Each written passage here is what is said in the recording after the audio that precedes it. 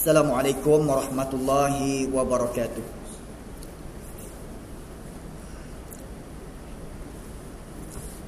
Alhamdulillahilladzi arsala rasulahu bil huda wa dinil haqq liyuzhirahu 'alad dini kullihi walau karihal musyrikun.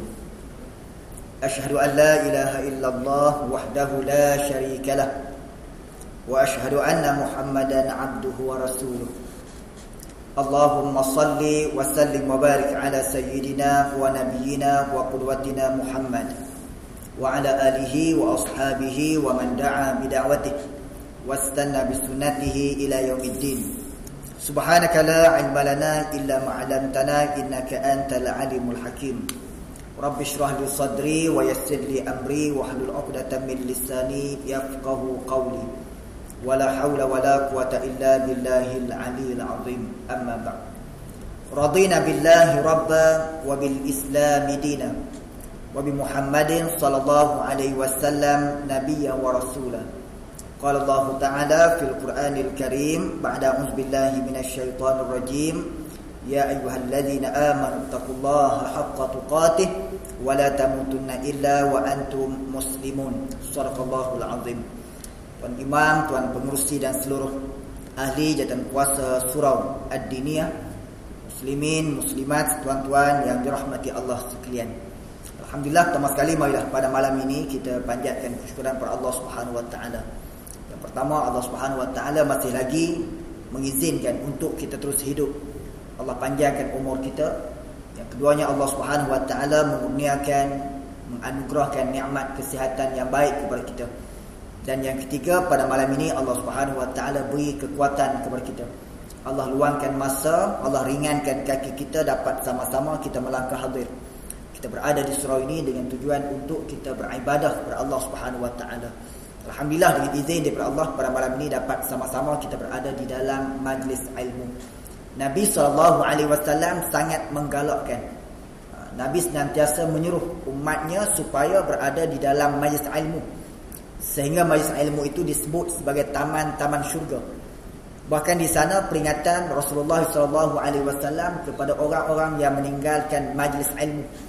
Nabi bagi nasihat, Nabi bagi wasiat kepada para sahabat.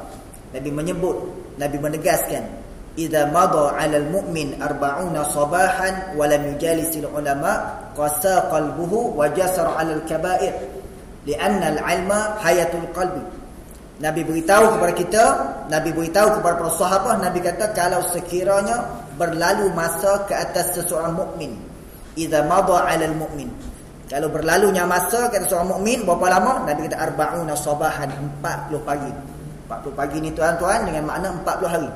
Jika sekiranya berlalu masa ke atas seorang mukmin 40 hari, dalam tempoh 40 hari ni tuan-tuan, walam yujalisil ulama, dia tidak pernah duduk di dalam majlis ilmu yang dihadiri oleh alim ulama. Dia jauhkan diri dia, dia pisahkan diri dia.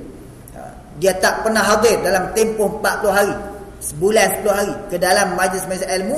Maka kesan orang-orang yang meninggalkan majlis ilmu ni tuan-tuan lebih daripada 40 hari, maka Nabi kata qassa qalbuhu wa jasara 'alal kaba'ir, nescaya keras hati dia. Dan apabila hati itu keras tuan-tuan, dia akan melakukan, dia berani untuk melakukan dosa-dosa besar. Dia berani buat perkara-perkara yang dilarang, dia berani melakukan perkara yang diharamkan oleh Allah Subhanahu wa taala. Sebab apa dia berani buat tuan-tuan? Kenapa dia tak takut dengan Allah? Sebab hati dia keras.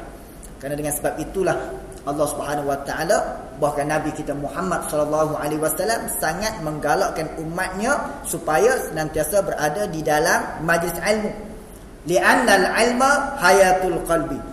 Kerana sesungguhnya ilmu itu, kata Nabi sallallahu alaihi wasallam, dengan ilmu agama, ilmu agama yang kita dapat, dia boleh menghidupkan hati kita. Li'annal ilma hayatul qalbi. Kerana ilmu itu dia boleh menghidupkan hati. Maka di sana tuan-tuan ada manusia yang hatinya hidup. Di sana ada manusia yang hatinya mati. Sebagaimana di sana juga tuan-tuan ada manusia yang hatinya lembut, dan di sana ada manusia yang hatinya keras. Orang-orang yang meninggalkan majlis ilmu lebih daripada 40 hari, maka kesan dia hati menjadi keras.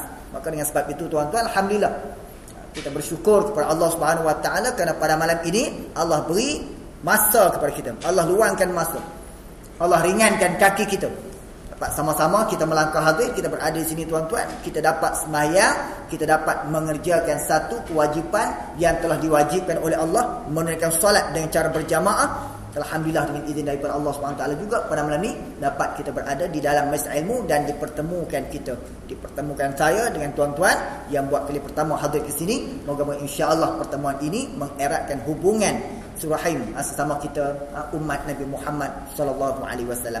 Pada malam ini insya-Allah dengan masa yang ada, marilah sama-sama kita melihat, kita mengambil iktibar daripada apa yang telah diingatkan oleh Allah Subhanahu wa taala kepada kita dalam Al-Quran. Bagaimana Allah memberi ingatan dalam firman Allah Subhanahu wa taala, a'udzubillahi minasyaitonir rajim. Ya ayyuhalladzina amanu qu anfusakum wa ahlikum nar. Firman Allah yang bermaksud, wahai orang-orang yang beriman, peliharalah diri kamu dan peliharalah seluruh anak-anak isteri kamu daripada neraka Allah Subhanahu wa taala. Ayat ini ringkas. Ayat ni perintah Allah Ta'ala ni tuan-tuan pendek je. Ya ayyuhalladzina amanu qu anfusakum wa ahlikum nar. Allah menyebut, Allah berfirman, wahai orang-orang yang beriman, tolong jaga diri kamu baik-baik. Qu anfusakum, peliharalah diri kamu baik-baik kata Allah. Wa ahlikum, dan peliharalah ahli keluarga kamu, anak-anak isteri kamu. Allah suruh kita jaga diri kita. Allah Ta'ala suruh kita pelihara anak-anak isteri kita daripada apa tuan-tuan? Nara, daripada api neraka. Allah Ta'ala minta, Allah bagi ingatan awal-awal sebelum daripada kita dipanggil kembali ke rahmatullah, sebelum daripada kita meninggalkan alam dunia yang fana ini tuan-tuan, maka Allah kata tolong jaga diri kamu baik-baik, tolong pelihara anak-anak isteri kamu daripada neraka. Tuan-tuan, kenapa kita kena rasa takut dengan neraka Allah? Kenapa kita kena rasa gerun? Bahkan bila disebut neraka, kita kena minta berlindung dengan Allah Subhanahu wa taala. Wal a'yadu billah. Moga-moga kita dilindungi, kita dipelihara oleh Allah daripada dicampak masuk ke dalam neraka. Kenapa kita rasa takut, kena rasa gerun dengan neraka Allah Subhanahu wa taala? Kenapa tuan? Api neraka ni jauh lebih panas daripada api yang berada di atas dunia ni. Api neraka tuan-tuan tak sama, panasnya lebih daripada api yang berada atas dunia. Api atas dunia ni pun tuan-tuan, memang kita tahu dah, api panas, sangat panas. Kita sendiri tak mampu, kita sendiri tak sanggup nak meletakkan tangan kita, kita sendiri tak sanggup nak memasukkan jari kita dalam api atas dunia ni. Tak ada seorang pun berani tuan-tuan. Tak ada seorang pun. Kalau terbakar rumah dia, dan kadang dia tak boleh nak keluar tuan-tuan, terperangkap, rentung, hangus. Api atas dunia ni pun tuan-tuan, kita rasa panas sehingga kita tak berani nak letakkan jari kita, tak berani nak masukkan tangan kita. Apatah lagi dengan api neraka Allah, jauh lebih panas daripada api atas dunia ni kata Nabi. Bahkan seringan-ringan azab yang disebut oleh Nabi kita Muhammad sallallahu alaihi wasallam, seringan-ringan azab di hari akhirat kelak. Apa dia tuan-tuan seringan-ringan azab? Iaitulah kata Nabi, apabila seseorang itu dipakaikan kasut daripada neraka. Coba bayangkan, apabila seseorang dipakaikan kasut daripada neraka. Kasut ni tuan-tuan, buatan kasut ni diperbuat daripada neraka, daripada api neraka. Ada kasut yang diperbuat daripada api neraka, ada pakaian yang diperbuat daripada api neraka, ada rantai yang diperbuat daripada api neraka Allah. Isteri Abu Lahab, mak saudara Nabi, dipakaikan di hari akhirat kelak tuan-tuan rantai, dipakaikan di hari rantai daripada neraka Allah. Fi jidiha hablum min masad. Maka Nabi beritahu kepada umat dia seringan-ringan azab yang Allah Subhanahu wa taala sediakan di hari akhirat kelak, iaitulah apabila seseorang dipakaikan kasut daripada neraka tuan-tuan. Kaki dia pakai kasut tuan-tuan, otak di kepala terus mendidih. Otak ni masak dah, mendidih kata Nabi. Itu baru seringan-ringan azab. Sehingga apabila orang yang diazab dengan seringan-ringan azab itu, bila dia kena tuan-tuan, dia sendiri merasakan itulah azab yang paling pedih, itulah azab yang paling dahsyat. Dia merasakan itulah azab yang paling teruk. Sedangkan Nabi kita tu baru seringan-ringan azab. Coba bayangkan, azab yang lebih berat daripada seringan-ringan azab. Dipakaikan kasut dan neraka pun tuan-tuan, mendidih dah otak di kepala. Sebab tu kita kena rasa takut dengan neraka. Dan cuba bayangkan dalam tak dalam api neraka Allah. Daripada permukaan api neraka, daripada permukaan mulut api neraka Allah Ta'ala ni tuan-tuan, yang di permukaan api neraka itulah nanti akan dibentangkan sirat, titian. Setiap manusia akan melintasi titian tersebut, selamat masuk syurga, tak selamat jatuh dalam neraka tuan-tuan. Daripada atas, daripada mulut neraka ni nak sampai ke dasar, nak sampai ke tempat yang paling bawah daripada api neraka ni tuan-tuan. Berapa lama masa yang diambil?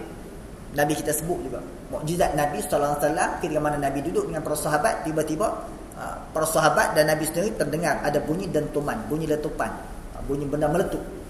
Lalu Nabi bertanya kepada para sahabat, tahukah kamu bunyi itu datangnya daripada mana? Lalu para sahabat menggelengkan kepala. Allah wa Rasul a'lam, Allah dan Rasul lebih mengetahui.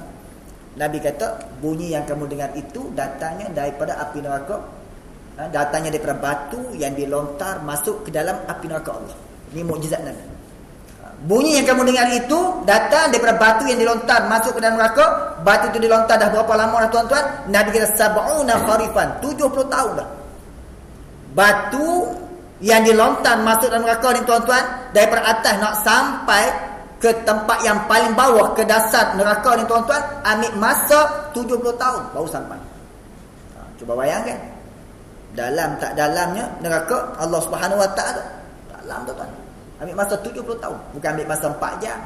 Macam saya mari daripada Penang ke KL 4 jam je. Ini 70 tahun. Batu yang dilontar terus bergerak, terus jatuh, nak sampai ke bawah tu 70 tahun tuan-tuan baru sampai. Bayangkan orang-orang yang diazab, yang diazab, yang diletakkan oleh Allah di tempat yang paling bawah, seumpama orang munafik yang menzahirkan atas dunia ni, dia zahirkan Islam, tapi dia tak yakin dengan Islam, dia tak yakin dengan syariat Islam, dia meragui Al-Quran, dia mempertikaikan hukum Allah, tak yakin. Orang munafik ni kata Allah, innal munafiqina fid darkil asfali minan nar. Orang munafik ni tuan-tuan, Allah Ta'ala tempatkan dia di tempat yang paling bawah, di dasar neraka Allah Subhanahu Wa Ta'ala. Sedangkan nak sampai ke dasar tu, baling batu pun tuan-tuan 70 tahun baru sampai.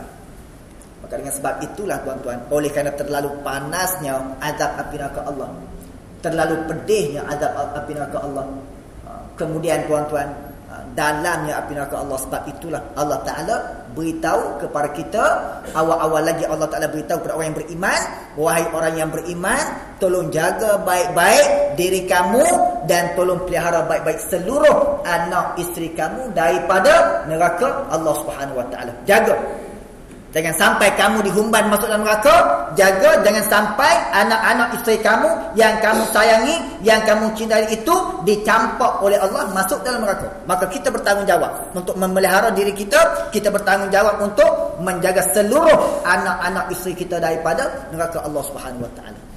Dalam Al-Quran tuan-tuan, Allah Subhanahu Wa Ta'ala telah menyenaraikan manusia-manusia yang akan diazab oleh Allah dalam neraka. Dalam Al-Quran dah ada dah tuan-tuan. Sama ada kita baca ataupun tidak, sama ada kita faham, sama ada kita mengambil ingatan daripada apa yang telah disebut oleh Allah ataupun tidak. Yang penting Allah Ta'ala dah beritahu dah dalam Al-Quran, kitab suci dia, mukjizat Nabi Muhammad. Di sana ada golongan manusia yang Allah Ta'ala masukkan dalam syurga. Manusia-manusia yang menjadi penghuni syurga Allah Ta'ala pun Allah dah sebut dalam Al-Quran. Dan di sana ada manusia-manusia yang akan dicampak oleh Allah dalam neraka pun Allah Ta'ala dah sebut dah dalam Al-Quran. Baik, kalau kita melihat, kita ambil sikit malam ni, darai manusia-manusia yang Allah Ta'ala akan campak masuk dalam neraka. Dalam surah Al-Mudaththir tuan-tuan, surah Al-Mudaththir yang terdapat dalam juzuk yang ke-30, surah Al-Mudaththir juzuk 29, juzuk 29. Dalam surah Al-Mudaththir tuan-tuan, surah Al-Mudaththir ini, permulaan ayat-ayat dia adalah merupakan wahyu yang kedua yang Allah Ta'ala turunkan kepada Nabi kita Muhammad SAW. Masa Nabi terima wahyu yang pertama dalam Gua Hira, terkait gementar tubuh Nabi, tak pernah Nabi alami situasi yang demikian, bertemu dengan malaikat Jibril AS, sehingga Nabi bergegas balik keluar daripada Gua Hira, balik ke rumah dia, mendapatkan isteri dia, mendapatkan anak-anak dia. Nabi perintah kepada mereka, Zammiluni, selimut akan daku.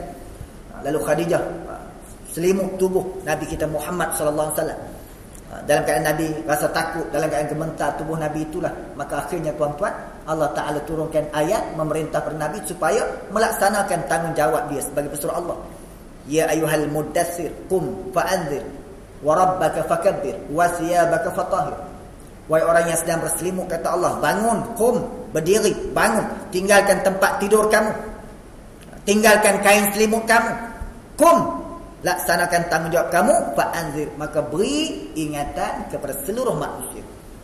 Beri peringatan kepada manusia supaya mereka kembali balik beriman dengan Allah, menyembah Allah. Jangan mereka mensyirikkan Allah Subhanahu wa taala. Qum fa'anzir wa rabbaka fakabbir. Tuhan kamu kena membesarkan. Besarkan Allah. Besarkan syariat Allah. Besarkan nama Allah. Jangan sekadar nama Allah, kalimah Allah nak dibesarkan. Syariat Allah, hukum Allah wajib diperbesarkan. Qum fa'anzir wa rabbaka fakabbir. Tuhan kamu hendaklah kamu agungkan. Wa thiyabaka fatahhir, dan pakaian kamu hendaklah kamu sucikan, bersihkan daripada najis. Ini perintah Allah kepada Nabi. Dalam surah Al-Muddathir ni tuan-tuan, kita buka ayat yang ke-42.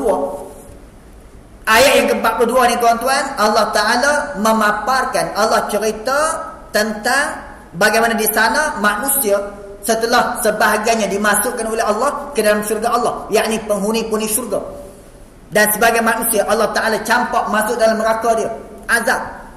Oleh kerana mereka engkar perintah Allah, oleh kerana mereka melaksanakan ataupun mereka melakukan maksiat kepada Allah, maka Allah campak masuk dalam neraka.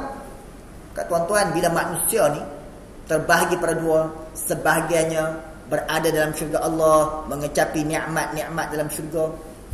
Nikmat dalam syurga ni tuan-tuan, Nabi sebutlah dalam hadis kursi, a'dadtu li'ibadiyas salihin.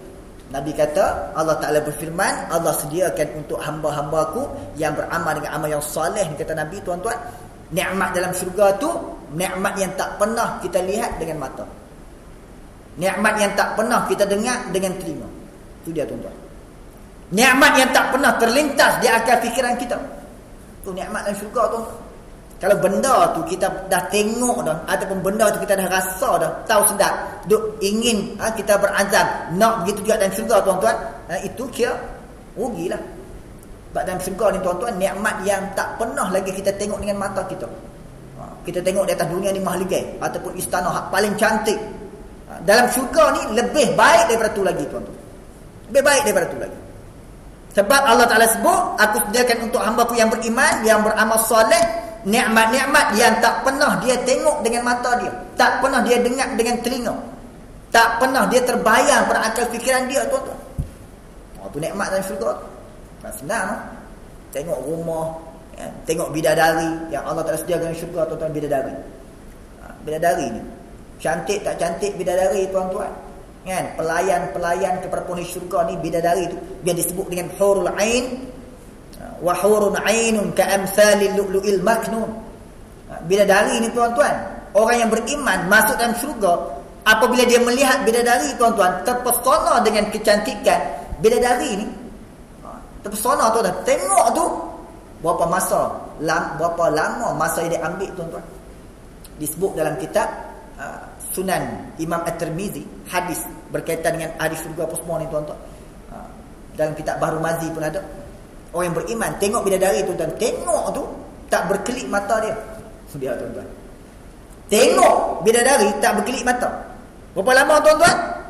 40 sana, 40 tahun. Oh dia tuan-tuan, 40 tahun dia tengok bidadari je, tak berkelip mata, meleleh yang dia tuan-tuan. 40 tahun. Tu baru tak belum bersama lagi. Pakai pakaian daripada sutera yang halus, 70 lapis, nampak lagi kulit dia. Tu bidadari tuan-tuan. Nikmat. Burung-burung yang terbang dalam syurga Allah, yang hinggap, yang berada di tepi kolam kausar Nabi. Burung-burung yang besarnya, Nabi kata besar, leher burung tu pun sama besarnya leher unta atas dunia ni. Tengok tu nampak cantik, menarik burung-burung yang terbang tu. Nabi kata kalau kamu makan daging dia, Nabi kata kepada Sayyidina Umar, kalau kamu makan daging dia lebih sedap daripada pandangan mata yang kamu tengok tu. Nampak cantik dah burung tu, tertarik dah, tapi makan daging dia lebih sedap lagi, kata Rasulullah sallallahu alaihi wasallam. Tu nikmat-nikmat dalam syurga tuan-tuan. Bayangkan sungai-sungai yang mengalir tu. Sungai apa? Sungai arak, sungai apa dia? Sungai susu. Sungai apa saja tuan-tuan mengalir dalam syurga Allah, di bawah pohon-pohon syurga Allah. Tu nikmat. Maka tuan-tuan, Orang-orang yang berada dalam syurga Allah, ketika mana mereka mengecapi nikmat Allah, tak pernah rasa jemu, tak pernah rasa bosan, tak ada masalah apa tuan, bersenang lenang, bersukaria, berhibur, bergembira tuan-tuan. Di saat penghuni syurga ni duduk dalam syurga mengecapi nikmat-nikmat Allah Taala, dia nak makan apa pun semua ada tuan-tuan. Nak makan apa pun ada, nak main, nak apa saja tuan-tuan, minta Allah Taala beri dalam syurga Allah. Dengan nikmat-nikmat itu. Tuan-tuan, di saat penghuni syurga mereka mengecapi nikmat-nikmat Allah, tiba-tiba tuan-tuan mereka melihat di sana ada manusia yang sedang diazab oleh Allah. Tiba-tiba di sana mereka melihat ada manusia yang sedang menderita, yang sedang diseksa, dipukul, dibakar dalam neraka Allah. Lalu tuan-tuan, penghuni syurga ni timbul, mereka nak tanya, mereka nak tahu tuan-tuan, apa dosa yang telah dibuat oleh penghuni neraka ni sampai mereka diazab oleh Allah. Maka tuan-tuan, Allah Subhanahu Wa Taala paparkan dalam Al-Quran dalam surah Al-Mudaththir ayat yang ke-42 ni kisah bagaimana penghuni syurga bertanya kepada penghuni neraka. Ini Allah Taala sebut dalam Al-Quran awal-awal lagi. Nak beritahu kepada kita. Cuma jangan ada yang tanya pula, penghuni syurga boleh duk tanya penghuni neraka, dia boleh duk sembang tu, syurga neraka ni dekat ke ustaz? Itu wallahu alam, kita tak sampai lagi. Kita tak sampai lagi. Sekali lagi dia tanya syurga neraka ni dekat ke sebelah, menyebelah ke, jiran ke? Sampai boleh buat mesyuarat tingkap, ahli mesyuarat tingkap, dia duk tanya begitu. Wallahu alam. Cuma Allah Taala sebut dalam Al-Quran dan bagaimana penghuni syurga bertanya kepada penghuni neraka sebab dia heran. Kenapa manusia ni diazab oleh Allah? Kami duduk dalam keadaan penuh dengan nikmat dalam syurga. Tiba-tiba di sana ada manusia yang sedang diazab. Lalu penghuni syurga bertanya. Allah rakamkan pertanyaan mereka ini dalam Al-Quran. A'udzubillahi minasyaitonirrajim. Ma salakakum fi saqar. Ini soalan dia. Ayat yang ke-42 daripada surah Al-Mudaththir. Ma salakakum fi saqar. Penghuni syurga bertanya kepada penghuni neraka, ma salakakum fi saqar? Apa dosa yang telah kamu buat? Penghuni syurga tanya. Ma salakakum fi saqar? Apa dosa? Apa sebab? Apakah dosa yang telah kamu lakukan wahai penghuni neraka sehingga kamu ditarik oleh malaikat dan dicampak oleh Allah masuk ke dalam neraka saqar? Saqar ni salah satu nama bagi nama neraka. Di sana ada naru jahannam, ada nama neraka wil, ada nama neraka hawiyah, ada nama neraka hutamah, ada nama neraka saqar. Lalu tuan-tuan, penghuni syurga tanya, ma salakakum fi saqar? Apakah dosa yang telah kamu lakukan sehingga kamu dicampak masuk ke dalam neraka saqar? Lalu penghuni neraka menjawab. Mereka beritahu tuan-tuan, kenapa mereka diazab oleh Allah pada hari akhirat? Kenapa mereka diazab oleh Allah? Lalu mereka berkata, qalu lam naku minal musallin. Lalu penghuni neraka menjawab, penghuni neraka saqar berkata, qalu lam naku minal musallin. Kami semasa hidup atas dunia dahulu, kami tidak pernah mendirikan solat. Kami semasa hidup atas dunia dulu, kami tidak pernah mengerjakan sembahyang. Tuan-tuan, manusia yang diazab oleh Allah, manusia yang Allah Ta'ala benci, manusia yang Allah Ta'ala marah, tuan-tuan, orang-orang yang meninggalkan kefarduan sembahyang. Orang yang tak sembahyang. Sebab sembahyang ni tuan-tuan, satu kefarduan yang sangat berat. Satu kefarduan yang sangat berat. Dengan ketika mana Allah nak fardukan sembahyang ni tuan-tuan, Allah Ta'ala panggil Nabi kita, menjemput kekasihnya Nabi kita Muhammad sallallahu alaihi wasallam untuk naik dalam peristiwa Isra wal Mi'raj, bertemu dengan Allah. Lalu Allah Ta'ala fardukan sembahyang. Berat tuan-tuan kefarduan sembahyang ni. Dalam apa keadaan sekalipun wajib sembahyang. Tak gugur kewajipan sembahyang selagi mana kita masih berakal. Lagi masih berakal tuan-tuan, kita tak gila, tak nyanyuk, tak hilang akal, wajib sembahyang. Dalam apa keadaan sekalipun. Bermusafir, wajib sembahyang. Kalau ibadah lain, puasa, boleh buka puasa. Kalau bermusafir, sembahyang tak boleh. Bermusafir ke, sakit ke. Sakit tuan-tuan, orang berpuasa dalam bulan Ramadan, tak boleh puasa sebab sakit. Dia boleh buka puasa, boleh bayar fidyah tuan-tuan. Tapi sembahyang tak boleh. Sakit ke, bermusafir ke, berperang ke, dalam apa keadaan sekalipun, wajib sembahyang. Tak boleh berdiri, sembahyang duduk. Tak boleh duduk, sembahyang berbaring. Tak boleh berbaring, sembahyang dengan terlentang. Dia tuan-tuan. Sembahyang wajib sembahyang. Tak boleh. Bermusafir kena sembahyang. Ya, cumanya syarak ringankan sikit. Kalau kata kita bermusafir, kita boleh ringkaskan sembahyang yang 4 rakaat, buat 2 pun tak apa. Buat 2 rakaat je. Dan dalam masa yang sama boleh juga kalau nak jamak, nak himpun. Jamak ni makna himpun. Sama ada zuhur kita buat dalam waktu asar, ataupun asar buat dalam waktu zuhur, diawalkan maghrib dengan isyak, ataupun isyak dengan maghrib. Boleh. Di sana ada jamak apa tuan-tuan? Ada jamak takdim, ada jamak takhir. Jamak takyah je tak ada. Kan? Jamak takyah tak ada. 2 jamak. Takdim, takhir. Kan? Kita bermusafir pun wajib sembahyang. Maka Allah Ta'ala marah. Dengan sebab itu ketika mana penghuni syurga bertanya, "Ma salakakum fi saqar?" Wahai penghuni neraka, kenapa kamu diazab oleh Allah? Kenapa Allah masukkan kamu dalam neraka ni? Lalu mereka menjawab, qalu lam nakum minal musallin. Kami diazab oleh Allah Taala pada hari ini sebab semasa kami hidup atas dunia dahulu, masa Allah Taala panjangkan umur kami, ada di antara kami hidup umur dia sampai 60 tahun, ada di antara kami yang hidup umur dia sampai 70, ada sampai 80 tahun, ada di antara kami yang hidup panjang umur dia sampai 90 tahun, sampai 100 tahun lebih pun ada, sampai 130 tahun pun ada. Dia tuan-tuan. Dalam daftar pemilih ada lagi hak masih hidup umur 132 tahun. Dia kita cari tengok. Kan? Ada panjang umur. Maka kata dengan mereka, ketika mana Allah hidupkan kami, Allah panjangkan umur kami, ada di antara kami hidup sampai 100 tahun, tapi ketika mana kami hidup, kami tak pernah pergi ke masjid. Kami tak pernah pergi ke surau.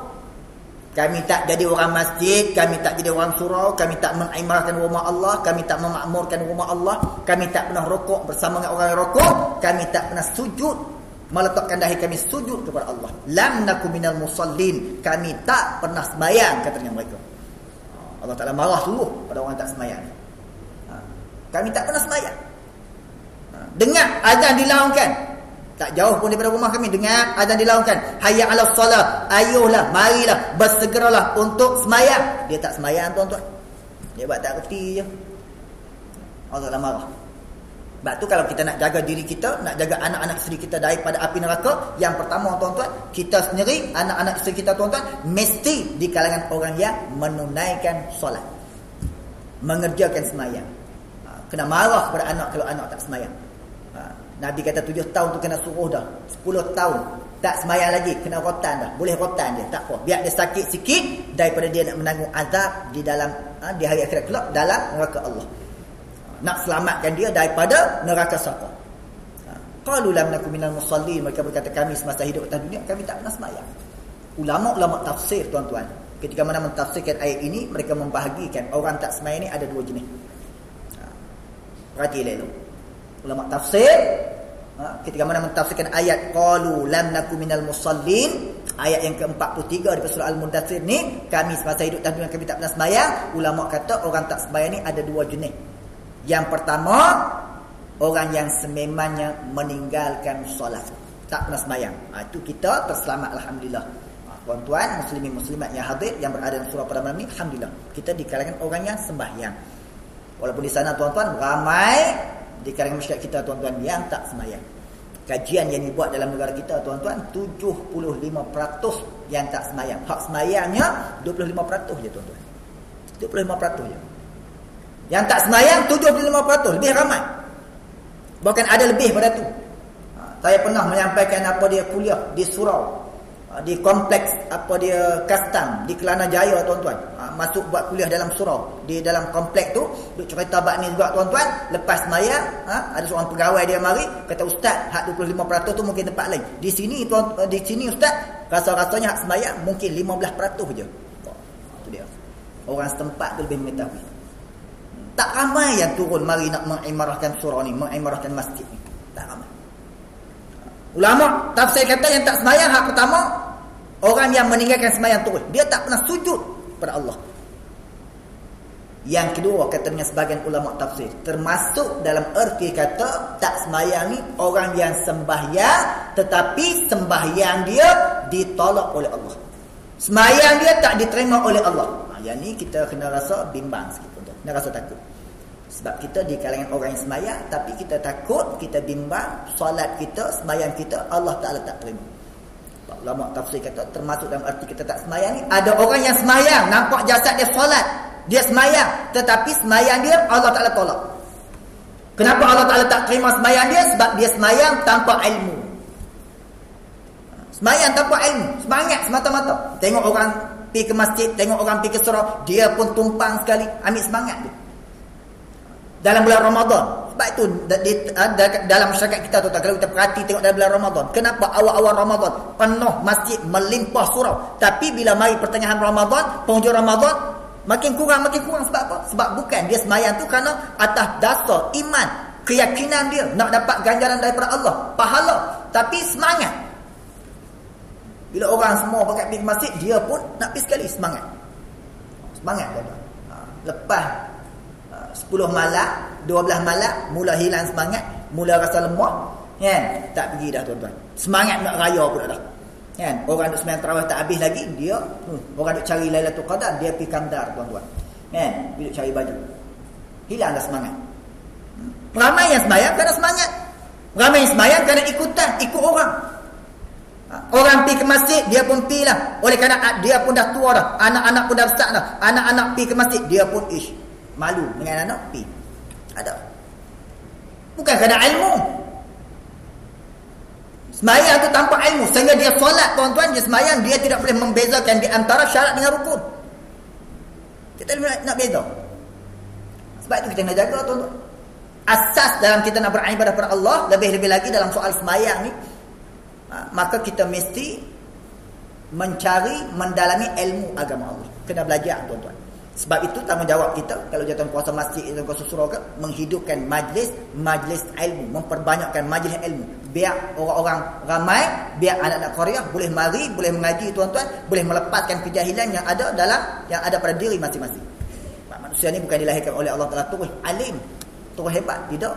Nabi sebut, innamal ilmu bitta'allum. Tak dapat, tidak. Nak ilmu itu mesti dengan belajar. Innamal ilmu bitta'allumi. Ilmu tu nak boleh mesti dengan belajar. Sekadar begitu tuan-tuan, tak jadi. Ramai di kalangan masyarakat tuan-tuan yang semangat nak beribadah tapi jahil dalam bab ilmu. Jahil.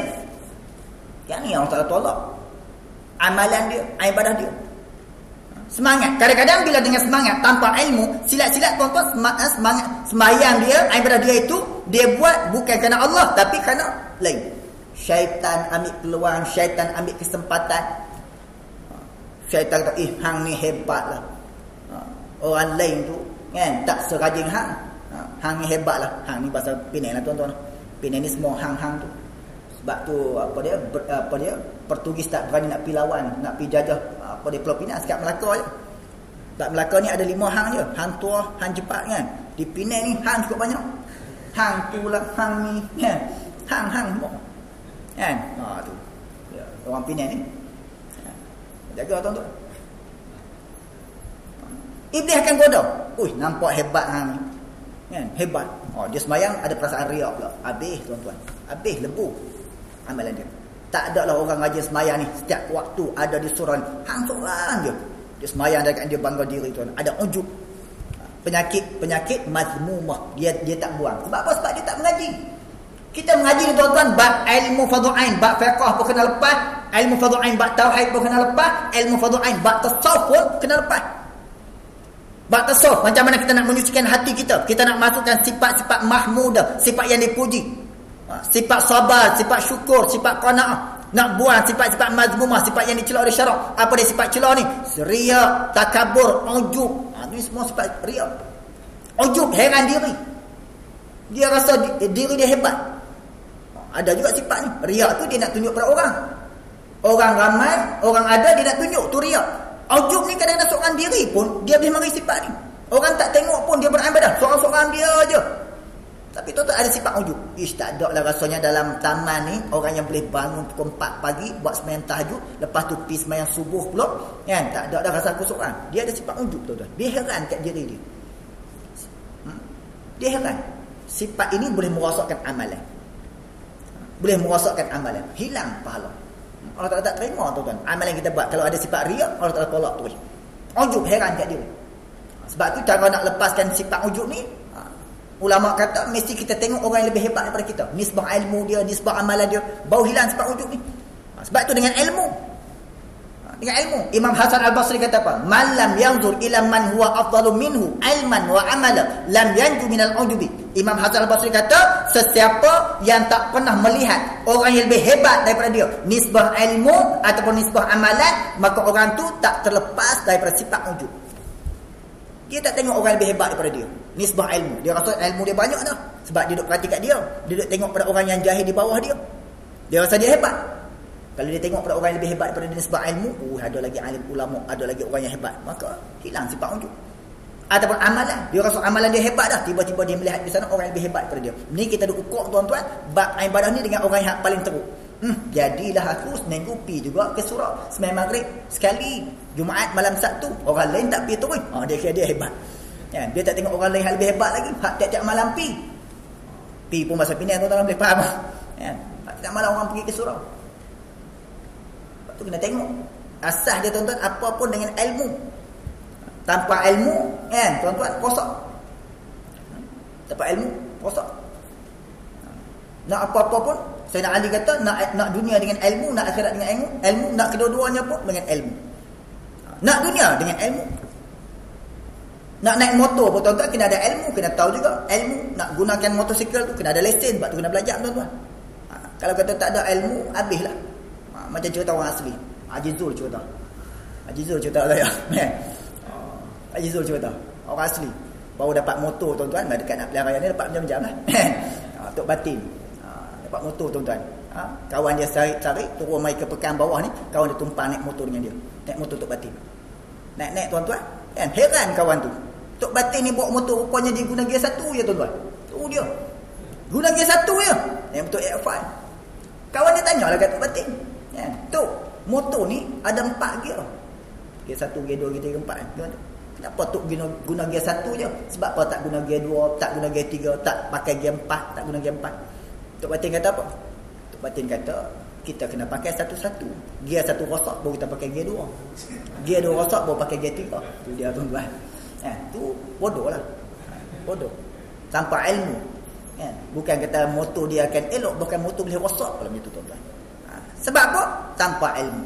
Lebih bagi dalam nak beramal tuan-tuan, mesti tidak dapat tidak dengan ilmu. Hari ni tuan-tuan, di kalangan masyarakat kita ramai yang jahil dalam bab ilmu fardu ain ni tuan-tuan. Di kalangan masyarakat kita ni ramai jahil. Jahil tak jahil ni tuan-tuan, sampai di negeri Pulau Pinang tahun lepas tuan-tuan, tahun lepas 2012 kita dah rekod. Kita dah rekod di Majlis Agama Islam tuan-tuan. Ada 2 buah masjid yang solat Jumaat tak sah. Tu dia tuan-tuan. Jahil tak jahil ni. Sembahyang Jumaat sampai tak sah. Sembahyang Jumaat ni tuan-tuan bukan hak mari nak sembahyang tu 5 orang, bukan yang mari nak sembahyang tu 10 orang. Macam kita malam ni tak penuh surau ke apa. Sembahyang Jumaat ni tuan-tuan melimpah kalau masjid tu. Berdiri kat luar pun ramai. Kalau kita baca khutbah ni duduk atas member, tengok tu dia. Ramai hak duduk berdiri tuan-tuan. Percepatkan khutbah tu. Kesian ni pun duduk berdiri tuan-tuan. Tengah-tengah panas. Kesian. Tadi saya khutbah di Shah Alam tadi. Ramai. Sembahyang Jumaat tak sah. Sebab apa tuan-tuan? Sebab salah sebuah masjid tuan-tuan, saya sebut di kawasan Kepala Batas. Tapi nama masjid, kampung tu saya tak sebut lah. Di kawasan Kepala Batas tuan-tuan. Bila Tok Khatib yang naik untuk menyampaikan khutbah tuan-tuan, tiba-tiba bila habis khutbah yang pertama, dia tak duduk antara 2 khutbah. Lepas habis khutbah pertama, fastaghfiru innahu wal ghafurur rahim, duduk diri begitu. Duduk diri. Masa Tok Bilal angkat tangan berselawat berdoa tuan-tuan, dia tak duduk. Lepas tu sambung terus. Sambung terus. Tak ada siapa dia tegur, tak ada siapa dia kata apa tuan-tuan. Sehinggalah lepas khutbah yang kedua, dia turun sembahyang Jumaat, lepas sembahyang tuan-tuan, doa ke semua, habis doa, habis sembahyang sunat pun semua, pakat keluar daripada masjid tuan-tuan, orang pakat keluar, di luar bodoh bersembang. Balik ke rumah bodoh cerita. Hampa perasan tak tadi Tok Khatib tak duduk antara 2 khutbah? Aku pun tengok perasan. Hukum apa? Aku tanya hukum. Boleh tak boleh? Sah tak sah? Bila tanya tuan-tuan, jumpa dengan ustaz ni, ustaz pun cerita hukum dia. Jumpa dengan ustaz ni, ustaz cerita juga. Tak puas hati lagi, pergi ke Jabatan Mufti, jumpa dengan Tok Mufti. Tok Mufti cerita. Sehingga kan Jumaat minggu depan, Jabatan mufti hantar pegawai dia pergi tuan-tuan, buat bila pergi di masjid tu buat pengumuman, beritahu pada anak-anak Korea, tuan-tuan sembahyang Jumaat tuan-tuan minggu lepas tak sah. Semua kena qada balik. Sebab apa tuan-tuan? Sebab khatib tak duduk antara dua khutbah. Duduk antara dua khutbah walaupun dia bukan rukun khutbah, tapi dia syarat sah khutbah. Dia bukan rukun, dia syarat sah. Sama macam sembahyang, di sana ada rukun-rukun sembahyang yang kita kena lengkapkan, dan di sana ada syarat sah sembahyang. Sembahyang betul pun menepati rukun pun tuan-tuan, rukun kesemuanya kita mendatangkan, kita buat dengan qiyam kita, dengan bacaan surah Al-Fatihah, dengan takbiratul ihram, rukuk sempurna, sujud, tapi tiba-tiba syarat tak lengkap, tak sempurna, tak sah juga sembahyang tuan-tuan. Masuk sembahyang wuduk tak ambil. Sembahyang bukan main, bacaan sedap. Nak elok jadi tu imam lagi. Tak sah sembahyang tuan-tuan. Sebab apa? Sebab syarat tak lengkap syarat. Mesti berwuduk, mesti menutup aurat, mesti masuk waktu dulu, menghadap kiblat, tu syarat. Di sana ada rukun. Maka duduk antara dua khutbah tak duduk, batal tu. Bukan anak Korea tak tengok, tapi oleh kerana tengok dalam keadaan jahil, tak tahu hukum. Tapi kalau orang tu dia tahu mana dia rukun khutbah, dia berhati dah. Kalau tak cukup rukun pun dia akan beritahu, khatib tertinggal satu rukun pamannya. Kalau kata dia tengok syarat untuk sah, untuk mengesahkan khutbah pun dia tengok tak lengkap, dia akan beritahu. Boleh betul balik tuan-tuan, boleh ni balik, tak ada masalah. Boleh tegur sebagaimana orang buat kesilapan dalam sembahyang, kita tegur. Kita boleh tegur, kita tegur. Wallahu a'lam kalau semua pakai lena masa khatib khutbah, semua tak tahu. Mana kita tahu sebab tempat yang paling sedap tidur tuan-tuan masa tok khatib membaca khutbah, tu tuan-tuan. Masa tu sedap tidur. Duk sila elok-elok tuan-tuan, tok khatib Alhamdulillah Rabbil Alamin, dia anggut kepala sekali tu, lena tu. Lena tu sambil duduk sila. Tu tempat yang paling mudah, tempat yang paling sedap tidur ni masa khutbah Jumaat. Masa lain tak mungkin. Cuba tuan-tuan balik malam ni, balik ke rumah tak lagi, nak tidur, duduk di ruang tamu tu, duduk sila elok-elok, tidur. Boleh lena tuan-tuan? 3 jam tak lena. Isteri kata, abang duduk apa kat ruang tamu tu? Abang nak tidur lah ni. Tak lena tuan-tuan. Tapi dalam masjid masa tok khatib khutbah tu, tak ada bantal apa pun, sila elok, lena tuan-tuan. Lena. Pernah berlaku tuan-tuan, ni sahabat cerita juga belah-belah Pahang, belah Terengganu, tak ingat dah. Pernah berlaku, bukan kata anak-anak Korea tidur, Tok Bilal pun lena juga. Tok Bilal tengok belakang, mana cik yang pos semua lena, aku pernah lena juga. Tok Bilal pun tuan-tuan dia letih juga, terlena masa khatib khutbah. Khutbah pula cerita buah-buahan tempatan je, lena sungguh. Sampai tu imam khatib habis khutbah yang pertama tu nak duduk, fastaghfiru innahu wal ghafurur rahim, khatib duduk tuan-tuan. Anak-anak Korea semua pakai angkat tangan, senyap dia mesti. Mana Tok Bilal tak selawat ni? Mana Tok Bilal tak doa? Angkat kepala tengok, rupa-rupanya tuan-tuan, Tok Bilal duduk begitu, khusyuk juga dia pun. Kawan sebelah tengok-tengok, Tok Bilal lena, tepuk paha tuan-tuan nak kejutkan dia. Tok Bilal buka mata terkejut, ambil mic, terus berdiri, qamat. Allahu akbar.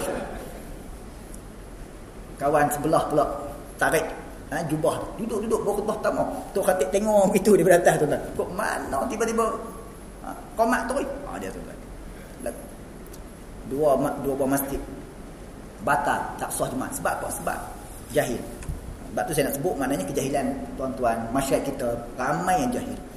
Ni dekat masyarakat kita tuan. Sebab itu kita kena bebaskan diri kita, masyarakat daripada kejahilan ini dengan mendalami, menuntut ilmu agama Allah. Nabi kata apa? Talabul ilmi faridatun ala kulli muslimin. Menuntut ilmu tu kata Nabi satu kefarduan, satu kewajipan atas setiap individu muslim, baik lelaki baik perempuan, wajib untuk ilmu tuan-tuan. Selain ilmu dunia yang kita cari, ilmu agama kena tuan-tuan. Anak-anak kita kalau dia hebat, dia cemerlang dalam bidang akademik pun, bab agama tuan-tuan kena bagi ilmu. Sebab dia nak sembahyang, dia nak berpuasa, dia nak beribadah pada Allah, dia nak mengabdikan diri pada Allah. Allah Ta'ala nak terima amalan dia, mesti asas dia dengan ilmu. Kalau tidak, amalan itu ditolak oleh Allah Ta'ala tuan-tuan, sia-sia je. Maka dengan sebab itu ulama tafsir kata, ketika mentafsirkan ayat qalu lam nakum minal musallin, mereka berkata kami semasa hidup dan kami tak sembahyang. Ulama tafsir kata ada dua jenis orang tak sembahyang. Hak pertama memang dia tinggal sembahyang terus, yang kedua ada yang sembahyang tapi sembahyang dia tak diterima oleh Allah. Sembahyang dia ditolak oleh Allah. Sebab apa? Sebab dia solat, dia beribadah dalam keadaan kejahilan. Jahil tuan-tuan. Saya jumpa ramai orang-orang yang jahil dalam bab sembahyang ni tuan-tuan. Kesian kadang dia tengok. Kesian kadang dia tengok. Ada sembahyang berjamaah, dia bukan ikut imam, dia ligan tu imam pun ada. Tuan-tuan, kesian tengok. Ada yang sembahyang berjemaah letih. Pernah sekali itu berlaku tuan-tuan dalam bulan Ramadan al-Mubarak, dalam bulan Ramadan. Baru sembahyang Isyak, kita pergi nak sembahyang Isyak, belum sembahyang tarawih lagi, sembahyang Isyak. Mungkin dia makan banyak kali tuan-tuan, letih, lena masa tu imam duk baca ayat. Lena kau ni, khusyuk tuan-tuan. Lena. Dia lena tu sampai ke peringkat tuan-tuan, tu imam rokok, Allahu Akbar, imam rokok, dia pun tak rokok, dia tak rokok lagi, duk kiam. Tu imam bangun, i'tidal, sami Allahu liman hamidah, bangun mulai semua bangun, Rabbana walakal hamd, semua berdiri. Dia tak sedar lagi. Allah khusyuk semua. Sampai tu imam sujud, Allahu Akbar, imam sujud, makmum mulai semua bukan sujud tuan-tuan, mungkin bergegar sikit ke apa ke, baru terjaga. Dia terjaga tuan-tuan, buka mata tengok orang semua sujud, dia pun sujud, Allahu Akbar, turun sujud terus. Tu dia tuan-tuan. Dalam bulan Ramadan. Makan banyak. Sama Isyak. Lepas daripada semayang tuan-tuan, kawan sebelah tegur dia. Saya duduk belakang sikit. Kawan sebelah tegur. Dia kata, tadi tidur mana semayang? Dia kata, rasa. Dia rasa lah. Kata, tidur tadi. Masa kami rokok, hantar rokok. Masa kami sujud, hantar pun sujud. Jadi tinggal rokok. Tak rokok. Tak usah. Kalau tu kata, kena semayang lain. Dia pun tuan-tuan, bila dah orang tegur, kata dia tidur, kena semayang lain, bangun nak semayang. Dia bangun nak semayang. Bangun nak semayang. Kalau kita pun tegur, tuan-tuan, tegur lah. Kalau kita suruh tak kalau tu semayang lain? Ya, hantar lah.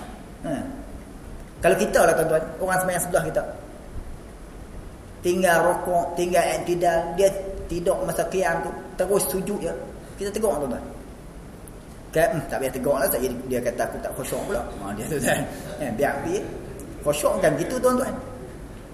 Khusyuk ni kena, ini kita kena bahas nanti, kita bahas nanti bab khusyuk.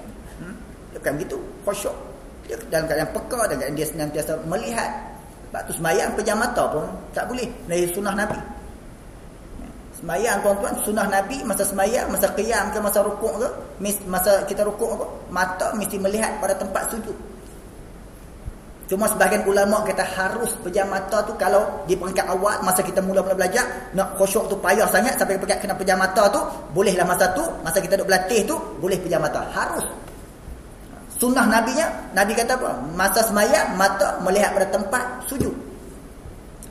Kalau pejam mata ni menjadi sunnah. Bahkan pejam mata ketika mana semayang ni sama macam orang Yahudi semayang. Yahudi semayang tu kan pejam mata. Tu angguk gitu. Cuba perhati tengok. Jerusalem tu. Pejam mata. Tak boleh. Sebab tu dalam fiqh ni, kita semayang, kalau tiba-tiba binatang berbisa, duk mayang ke kampung, mana tahu. Suruh-suruh kampung, tepi bendang ke apa, tuan-tuan, tepi sawah padi, tengok lipan masuk, duk atas kain sejadah. Tempat sujud kita tu. Maknanya kita kena ubah sikit. Bukan lari terus. Tengok ada binatang bisa ke apa, kita ubah sikit. Atau masa kita semayang di rumah, tengok semayang, tiba-tiba anak kita kecil yang baru boleh berjalan tu, jalan-jalan mari tuan-tuan, duduk di depan tempat sujud kita tu. Kita ubah sikit, selangkah pergi ke kanan, rokok sujud. Dua khusyuk lah, aku kena pejam mata ni tuan-tuan, turun atas lipan tu, lipan sengat sini. Ya tuan-tuan, jerit pula. Ataupun turun atas kepala budak tu, mata tengok. Sehingga tu imam kalau silap pun kita mesti tegur dia, subhanallah, tegur dia. Tengok tiba-tiba di kaki tu imam ada najis ke, pada pakaian ada najis ke, kita sebagai makmum hak belakang ni kena tegur lah, subhanallah. Nak tegur pun ada cara dia, masa mana boleh tegur, masa mana tak boleh tegur, hak mana kena tegur. Tu dengan ilmu lah, dengan ilmu tu. Bila kawan tu suruh semayang, dia bangun nak semayang, saya tengok saya tanya dia, nak buat apa ni? Dia tak nak semayang. Sebab apa nak semayang? Dia tadi tidur masa rakaat yang kedua tu. Tu imam dah rukuk, dia tak rukuk. Saya kata mana boleh semayang? Sebab apa tak boleh semayang tuan-tuan? Tak boleh semayang. Saya kata mana boleh semayang? Kena pergi ambil wuduk dulu. Wuduk dah terbatal. Tidur dah tak tetap papan punggung, batal wuduk tuan-tuan. Diri tu tak tetap papan punggung. Kita duduk tu baru papan punggung kita tetap pada tempat duduk. Dalam keadaan tu tak batal wuduk. Sebab tu masa duduk dengar khutbah tu lena tak apa tuan-tuan. Tapi berdiri batal.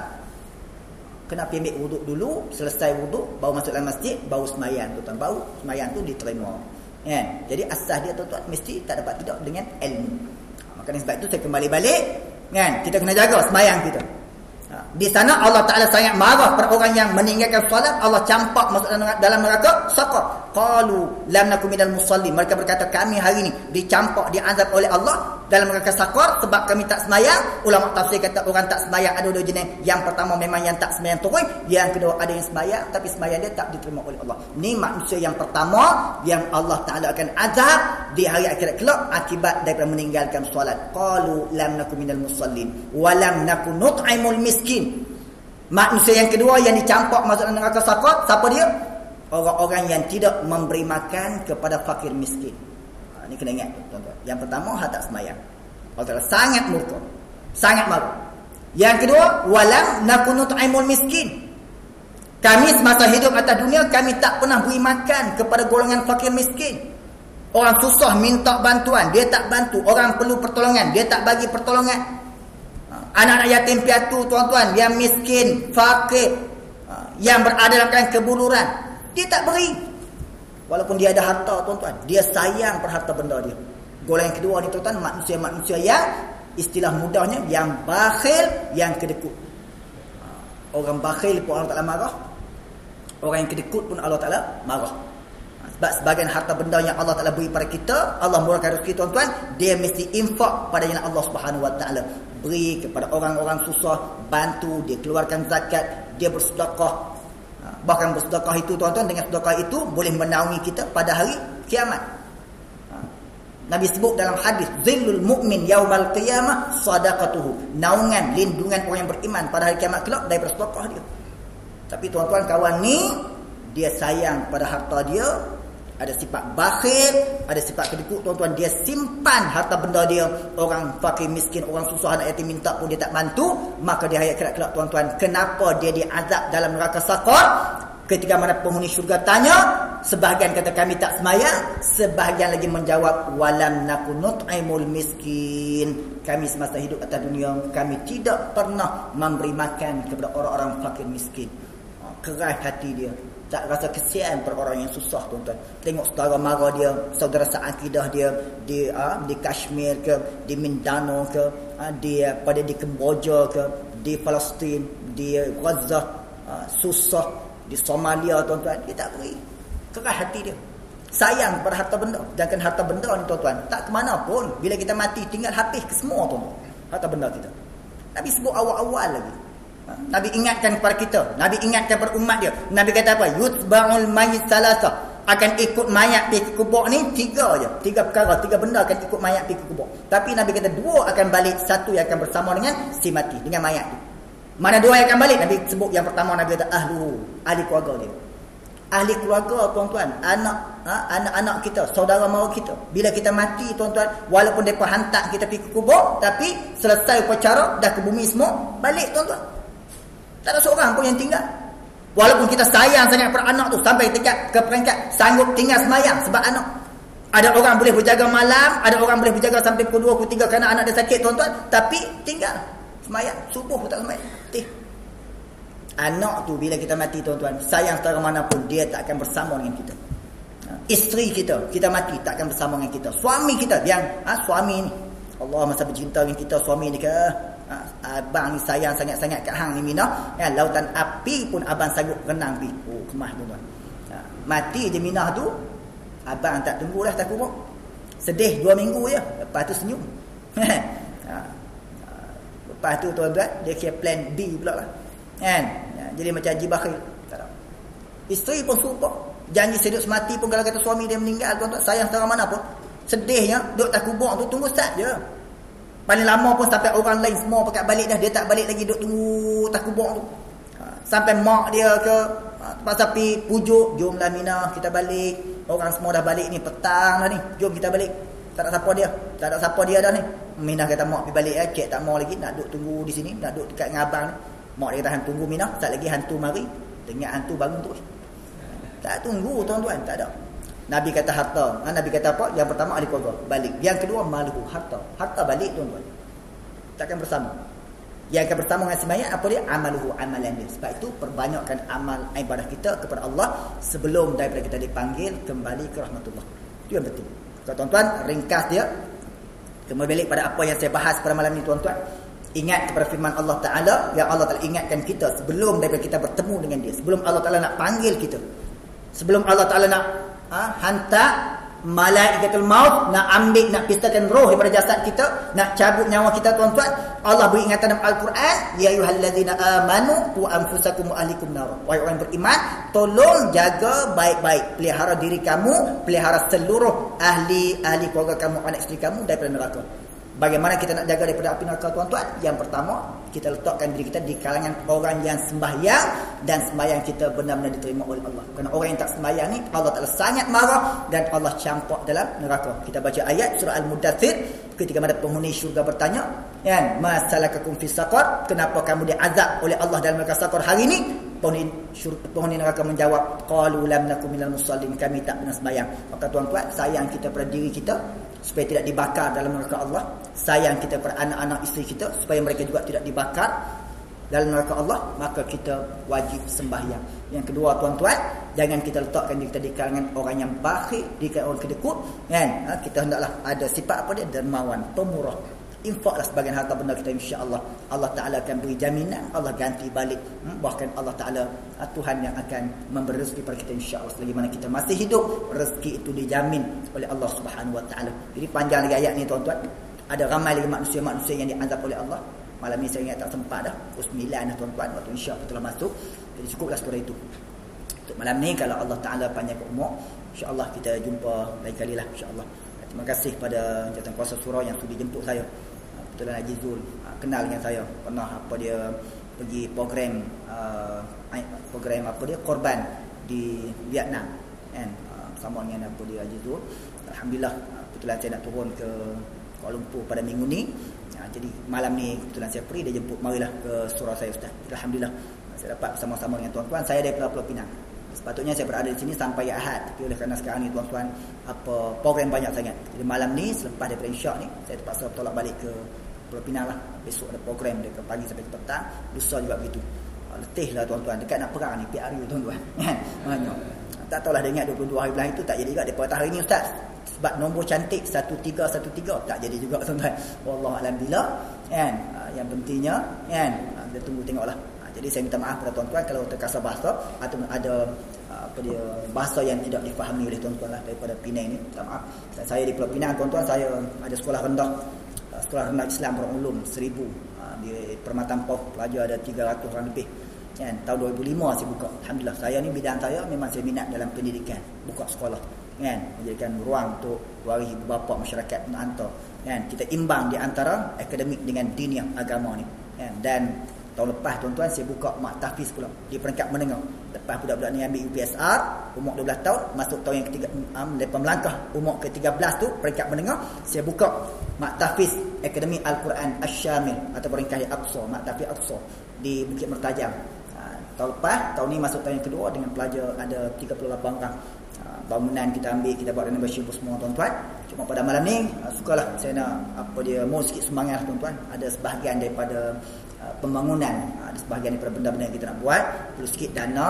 Terutama sekali kita nak masukkan penghawa dingin ekor ni, tuan-tuan, dalam musalla budak-budak kita belajar menghafal Quran tu. Kerana mereka nak menghafal Quran ni, tuan-tuan, mereka tak boleh jaga tertekan. Asrama mereka pun kita sedia, ya. Nak basuh baju pun tak bagi basuh dengan tangan ni, kita beli mesin basuh, bagi mereka dalam keadaan tenang gitu. Baju kotor basuh terus, petang-petang mereka bermain, kan. Bila hati mereka tenang, seronok, mereka mengapai pun insya-Allah boleh mudah mereka ingat tu. Kalau panas sangat pun nak mengapai Quran susah, kan, duk kipas gitu. Sekarang ni kita guna kipas, jadi suasana tu nampak panas. Cari sikit dana, kan, kalau tuan-tuan sudi nak wakafkan sebahagian harta benda tuan-tuan untuk membantu, insya-Allah. Mak tahfiz saya, kita nak siapkan nak pasang penghawa dingin itu dialur-alurkan, insya-Allah, untuk surau, dan kita mana depa mengapai tu, insya-Allah. Beberi sebelah tengah hari lah, kan, kita buka tu depa sejuk, insya-Allah dia mengapai. Jadi tuan-tuan, moga-moga Allah permudahkan, dan moga-moga insya-Allah mak tahfiz saya ni, tuan-tuan doalah akan berjaya melahirkan generasi yang generasi Al-Quran, yang bukan saja boleh baca, boleh menghafal Al-Quran, memahami, bahkan mereka berjuang insya-Allah untuk melaksanakan segala cita perintah Allah yang termaktub Al-Quran insya-Allah. Jadi bolehlah insya lagi nampak biasa ada di belakang tu mana Nabi semangat dialwalukan dan kita ikhlaskan semangat kita kepada Allah. Moga-moga ianya diterima oleh Allah Subhanahu wa taala. Bismillahirrahmanirrahim. Alhamdulillahirabbil alamin wassalatu wassalamu ala asyrafil anbiya'i wal mursalin wa ala alihi wa ashabihi ajma'in. Allahumma 'allimna ma jahilna. Allahumma rabbana zidna 'ilma. Ya Allah, ya Tuhan kami pada malam ini ya Allah, kami mengangkat tangan kami yang penuh dengan dosa ya Allah. Berilah keampunan kepada kami ya Allah. Ampunilah segala dosa-dosa kami ya Allah. Ampunilah dosa ayah ibu kami ya Allah. Ampunilah dosa anak-anak isteri kami ya Allah. Ya Arhamar Rahimin. Ya Allah, Engkau berilah kekuatan kepada kami untuk kami melaksanakan perintah-Mu, meletakkan diri kami di kalangan hamba yang bertakwa kepada ya Allah, di kalangan hamba-hamba yang beramal dengan amal yang soleh ya Allah. Ya Allah, ringankanlah kaki kami untuk kami terus melangkah ke rumah-Mu ya Allah, ke masjid dan ke surau. Ringankanlah lidah kami untuk kami terus menyebut dan berzikir menyebut-Mu ya Allah. Ya Allah, murahkanlah rezeki kami ya Allah, dan jadikanlah rezeki itu rezeki yang halal ya Allah. Allahumma rabbana atina fid dunya hasanah wa fil akhirati hasanah wa qina adzabannar. Wa sallallahu alaihi wasallam Muhammadin wa ala alihi ajma'in. Walhamdulillahirabbil alamin. Assalamualaikum warahmatullahi wabarakatuh.